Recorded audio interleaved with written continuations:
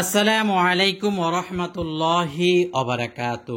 প্রিয় দর্শক, আজ পবিত্র জুমার দিন আসরের নামাজের পর মাগরিব নামাজের পূর্বে দুইটি আমল নিয়ে আজকের ভিডিওতে আলোচনা করব ইনশাআল্লাহ। দর্শক, যে দোয়াটি 100বার পাঠ করলে আল্লাহ তাআলা তার বান্দার উপর সীমাহীন খুশি হন এবং তার সব গুনাহ মাফ করে দেন। আমরা সেই দোয়াটি শিখে নেব। 2, আল্লাহর 99টি নামের থেকে মাত্র 3টি নাম ধরে চাইলে রিজিকের ব্যবস্থা হবে, আল্লাহ তাআলা সদয় হবেন, সমস্ত গুনাহ মাফ হবে। দর্শক, এই দুইটি আমল নিয়ে আলোচনা করার পূর্বে আমি আপনাদেরকে অনুরোধ করব ভিডিওটি প্রচারের জন্য একটি লাইক দিবেন। পরবর্তীতে এমন ভিডিও পাওয়ার জন্য আমল টিভি চ্যানেল সাবস্ক্রাইব করে পাশে থাকা বেল আইকন বাজিয়ে রাখবেন। তাহলে চলুন আমরা প্রথম আমলটি শিখে নিই। যে দোয়াটি পড়লে 100বার পাঠ করার ফলে আল্লাহ তাআলা বান্দার উপরে সীমাহীন খুশি হয়ে যান। আর আল্লাহ যখন বান্দার উপরে খুশি হয়ে যান তখন আল্লাহ তাআলা ওই বান্দার সমস্ত গুনাহ মাফ করে দেন। ওই বান্দার জন্য আল্লাহ তাআলা হয়ে যান। ওই বান্দার বিপদ আপদ দূর করে দেন। ওই বান্দার পেরেশান চিন্তা দূর করে দেন। বলেন সুবহানাল্লাহ। দর্শক, আমি আপনাদেরকে একটি হাদিস দেখাতে চাই। হাদিসটি বর্ণিত হয়েছে আনাস রাদিয়াল্লাহু আনহু থেকে, প্রখ্যাত সাহাবী। আনাস রাদিয়াল্লাহু আনহু নবীজি সাল্লাল্লাহু আলাইহি ওয়াসাল্লামের 10 বছরের খাদেম ছিলেন। তিনি বলেন, আমি রাসূলুল্লাহ সাল্লাল্লাহু আলাইহি ওয়াসাল্লামকে বলতে শুনেছি, আল্লাহ বলেন, হে আদম সন্তান, তুমি যতক্ষণ আমাকে ডাকবে ও আমার করুণার আশা করবে আমি তোমাকে ক্ষমা করব। তুমি যাই করো না কেন কোনো কিছুই পরোয়া করব না, মানে আমি তোমাকে ক্ষমা করেই দিব, কোনো কিছুর দিকে তাকাবো না। হে আদম সন্তান, যদি তোমার পাপ আসমান স্পর্শ করে, তোমার পাপ করতে করতে করতে করতে আসমান ছুঁয়ে ফেলে, এরপরও তুমি ইস্তিগফার করো বা ক্ষমা চাও, আমি তোমাকে ক্ষমা করব। সুবহানাল্লাহ, কোনো কিছু আমি পরোয়া করব না। হে আদম সন্তান, তুমি যদি পৃথিবী পূর্ণ পাপ নিয়ে আমার কাছে হাজির হও, তার মানে পাপ করে হাজির হব তা নয়। যারা পাপ করে ফেলেছি, অদম গুনাহগারেরা, শয়তানের প্রেমে পড়িয়া আমরা যদি এখনো পৃথিবীপূর্ণ পাপ নিয়েও যদি আল্লাহর কাছে হাজির হই আর ক্ষমা প্রার্থনা করি, তাহলে আল্লাহ তাআলা মাফ করবেন। কিন্তু শিরক থেকে মুক্ত থাকো, তাহলে আমি পৃথিবীপূর্ণ ক্ষমা তোমাকে প্রদান করব। সুবহানাল্লাহ। তাহলে পৃথিবীপূর্ণ পাপ মোচন করতে পারবেন, কিন্তু সেই পাপে শিরকের পাপ থাকতে পারবে না। আল্লাহর সাথে শরীক করেছেন, আল্লাহ ছাড়া অন্য কাউকে গোলামি করেছেন, আল্লাহ ছাড়া অন্য কাউকে মানছেন জানছেন, তাহলে সেটার পাপ ক্ষমা হবে না। দর্শক, এখন কথা হলো ইস্তিগফার আপনি কোনটা পড়বেন? 100বার। আর 100বার পড়ার কথা কেন আসছে এখানে দেখুন। আল মুজানি রাদিয়াল্লাহু আনহু তিনি বলেন যে নবীজি সাল্লাল্লাহু আলাইহি সাল্লাম বলেছেন, হে মানুষেরা, তোমরা আল্লাহর কাছে তওবা করো।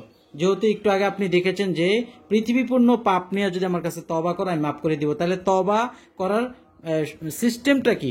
নবীজি সাল্লাল্লাহু আলাইহি সাল্লাম বলছেন তওবা করো। নিশ্চয়ই আমি একদিনের মধ্যে 100বার আল্লাহর নিকট তওবা করি বা ইস্তিগফার পাঠ করি। 134, এখানে 134 দেখুন।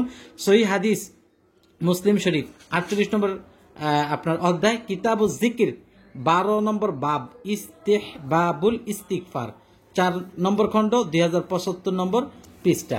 দর্শক, এখন আমরা ইস্তিগফারটি দেখব যে কোন ইস্তিগফারটি পাঠ করবেন। এই যে ইস্তিগফারটি দেখা যায় মাঝখানে যে একটা আপনার ব্রেকেট দেওয়া আছে, এটি বাদ দিয়ে আপনারা ইস্তিগফারটি সহজে পাঠ করবেন। আস্তাগফিরুল্লাহাল্লাযী লা ইলাহা ইল্লা হুয়াল হাইয়ুল কাইয়্যুম ওয়া আতুবু ইলাইহি। আস্তাগফিরুল্লাহাল্লাযী লা ইলাহা ইল্লা হুয়াল হাইয়ুল কাইয়্যুম ওয়া আতুবু ইলাইহি। উচ্চারণ আস্তাগফিরুল্লাহাল্লাযী লা ইলাহা ইল্লা হুয়াল হাইয়ুল কাইয়্যুম ওয়া আতুবু ইলাইহি। আমি মহান আল্লাহর ক্ষমা প্রার্থনা করছি, যিনি ছাড়া কোনো মাবুদ নেই, তিনি চিরঞ্জীব ও সর্বসংরক্ষক, এবং তার কাছে তওবা করছি। দর্শক, আল্লাহ পাক আমাদেরকে আমলটি করা তৌফিক দান করুক। এজন্য সকলে কমেন্টে লিখুন আমিন। এখন আমরা 2 নম্বর যেই আমলটি করব, আসর নামাজে পাঠ করে দুরূদ শরীফ পাঠ করে আপনারা এই আমলটি করবেন। মুনাজাত দিবেন আল্লাহর কাছে। আল্লাহর 99টি নামের থেকে 3টা নাম ধরে মুনাজাতে চাইবেন। কিভাবে বলবেন আমি আপনাদেরকে উদাহরণটা দেখাই। মনে করেন আল্লাহ, এটা তো আল্লাহ তাআলার সিফাত, আপনার জাতি নাম আল্লাহ। আল্লাহ সবাই আমরা রাখি আল্লাহ, কিন্তু আল্লাহ পাকের আরো অনেকগুলো নাম আছে। রাজ্জাক, কহ্হার, জব্বার, খালেক, মালেক, হ্যাঁ, তারপর এরকম মুহাইমিন, মুসাব্বাব, বিভিন্ন ধরনের নাম আছে। এখন আল্লাহকে আল্লাহ বলে ডাক দিয়ে আমরা সবকিছুই চাই, ঠিক না? আল্লাহকে ডাক দিয়ে বলে আল্লাহ পেরেশান দূর করেন, আল্লাহ রিজিক দেন, আল্লাহ খাবার দেন, তারপরে আল্লাহ পেরেশান দূর করেন, আল্লাহ আমাকে শক্তি দেন, এভাবে বলি। তো আমরা এই জায়গায় যেটা করব, আল্লাহ পাকের কাছে যেটা চাইবো ওইটার একটা নাম আছে আল্লাহর। যেমন আপনি আল্লাহর কাছে চান রিজিক, আহার, আপনি বলবেন ইয়া রাজ্জাক, হে রিজিক দাতা, আপনি আমাকে রিজিক দান করেন। এই যে রাজ্জাকু অর্থ রিজিক দাতা, আল্লাহ তাআলার একটা নাম। আর রাজ্জাক অর্থ কি? রিজিক দাতা। কে রিজিক দেন? আল্লাহ তাআলা রিজিক দেন। এই নাম কার? আল্লাহর। তো আপনি বলবেন ইয়া রাজ্জাকু, হে রিজিক দাতা, আমার রিজিকের খাবারের সুব্যবস্থা করে দেন। তাহলে আপনি যে আল্লাহর কাছে রিজিক চাইলেন, কি নাম ধরে?